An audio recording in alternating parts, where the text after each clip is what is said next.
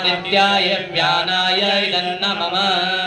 ॐ भूर्भुवस्वरग्निवायुवादित्येभ्यः प्राणपानव्यानेभ्यः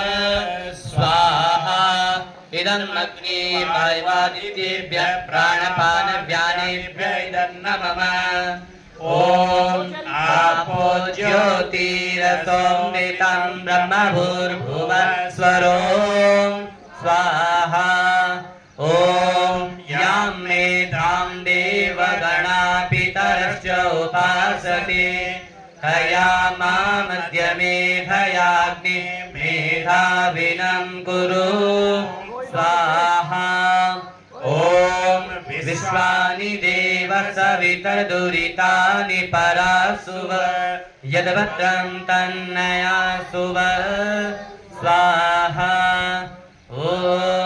अग्निनाय सुपथारायै अस्मान् विश्वानि देववयुनानि विद्वान् युयोध्यस्मज्जुहुराणमेनो भूयेष्ठान्ते नम उक्तिं विधेम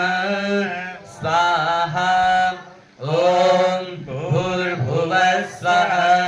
तत्सवितुर्वरेण्यं भर्गो देवस्य धीमहि धियो यो नः प्रचोदयात्।